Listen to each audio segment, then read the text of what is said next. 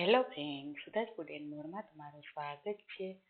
આજે આપણે રાજગરાના લોટમાંથી શીરો બનાવવાના છીએ.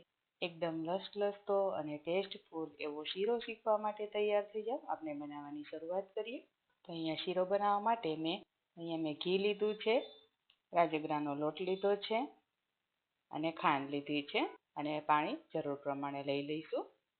તો અહીંયા મેં ગેસ ઉપર કઢાઈ મૂકી દીધી છે અને ઘીમાં રાજગરાનો લોટ એડ કરી દીધો છે. અહીંયા મેં થોડો કકરો લોટ લીધો છે. તમે ઝીણો લોટ પણ લઈ શકો, પણ કકરો લોટ હશે તો એકદમ સરસ છૂટો શીરો બનશે અને ઝીણો હશે તો થોડો ચીકણો લાગશે, એટલે થોડો કકરો હોય એવો જ લોટ લેવાનો. હવે બધું આપણે સરસ રીતે પહેલાં મિક્સ કરી દઈએ. ઘી ઓગળશે એટલે લોટમાં સરસ મિક્સ થઈ જશે. આજે હું આ લોટમાંથી શીરો બનાવું છું. આની પહેલાં મેં રાજગરાની જે ધાણી હોય છે એમાંથી શીરો બનાવ્યો હતો, એ પણ મારી ચેનલ ઉપર છે. તમે સર્ચ મારીને જોઈ શકશો, અથવા તો હું તમને ડિસ્ક્રિપ્શન બોક્સમાં લિંક આપી દઈશ એટલે તમે જોઈ શકશો. હવે આને આપણે એકદમ ધીમા તાપ ઉપર જ આવી રીતના હલાવી અને શેકવાનું છે. ગેસનો તાપ વધારે હશે કે પછી પાતળા તળિયાનું વાસણ હશે તો નીચે ચોંટી જશે. એટલે નોનસ્ટિક લેવાનું અથવા તો જાડા તળિયાનું વાસણ લેવાનું અને ધીમા ગેસ ઉપર શેકવાનું અને આવી રીતના સતત હલાવતા રહેવાનું. મેં બાજુના ગેસ ઉપર પાણી ગરમ થવા માટે મૂકી દીધું છે, એટલે આપણો લોટ શેકાઈ જાય ત્યાં સુધીમાં પાણી પણ ગરમ થઈ જશે. ઠંડુ પાણી એડ કરશો તો ગાંઠો પડી જશે, એટલે ગરમ પાણી એડ કરવાનું. આ સિવાય ઘણી બધી ફરાળી વાનગી મારી ચેનલ ઉપર છે. અને બીજી અલગ અલગ રેસીપી જોવા માટે મારી ચેનલને સબસ્ક્રાઇબ કરી લેજો અને બેલ આઇકન દબાવી દેજો, એટલે હું જેવી રેસીપી અપલોડ કરું એવા તમને સીધા નોટિફિકેશન્સ મળી જાય. હવે તમે જોઈ શકો છો કે સરસ આપણો લોટ શેકાઈ ગયો છે. ઘી સરસ છૂટું પડી ગયું છે અને લોટ પણ એકદમ ફ્લફી થઈ ગયો છે અને થોડો કલર પણ ચેન્જ થઈ ગયો છે. તમે જોઈ શકો છો. હવે તમે જોઈ શકો છો કે આપણો લોટ પરફેક્ટ શેકાઈ ગયો છે.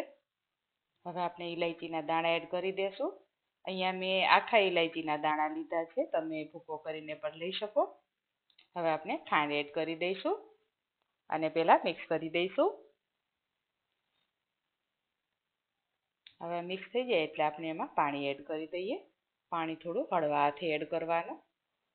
ગરમ પાણી હશે એટલે ઉડે નહીં, એનું ખાસ ધ્યાન રાખવાનું. અને હવે આપણે મિક્સ કરી દઈએ. મિક્સ થોડું ઝડપથી કરવાનું એટલે ગાંઠો ન પડે. જો ધીમે રહીને કરશો તો ગાંઠો પડી જશે. હવે આપણે એમાં ડ્રાયફ્રૂટ્સ એડ કરી દઈએ. અહીંયા મેં કાજુ બદામ લીધા છે.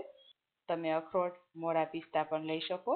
હવે તમે જોઈ શકો છો કે સરસ એકદમ ગોળો ફરવા માંડી ગયો છે, એટલે આપણો શીરો તૈયાર થઈ ગયો છે. ઘી પણ સરસ છૂટું પડી ગયું. હવે આપણે ગેસ બંધ કરી દઈએ અને નીચે ઉતારી લઈએ. હવે આપણે સર્વિંગ પ્લેટમાં લઈ લઈએ. આ શીરો ગરમા ગરમ ખાવામાં ખૂબ જ સારો લાગે છે, એટલે આપણે ગરમા ગરમ જ સર્વ કરી દઈએ. તમે જોઈ શકો છો કે એકદમ સરસ લચકા પડતો શીરો બન્યો છે. હવે આપણે એને કાજુ બદામથી ગાર્નિશ કરી દઈએ. તો ફ્રેન્ડ્સ, તમને આ મારી રેસીપી કેવી લાગી એ તમારા ફીડબેક મારી સાથે ચોક્કસથી શેર કરજો. અને આ વિડીયો જો તમે ઇન્સ્ટાગ્રામ કે ફેસબુકના માધ્યમથી જોતા હોય તો મારા પેજને ફોલો કરજો, લાઈક કરજો, તમારા ફ્રેન્ડ્સ અને ફેમિલી સાથે ચોક્કસથી શેર કરજો. Thank you for watching.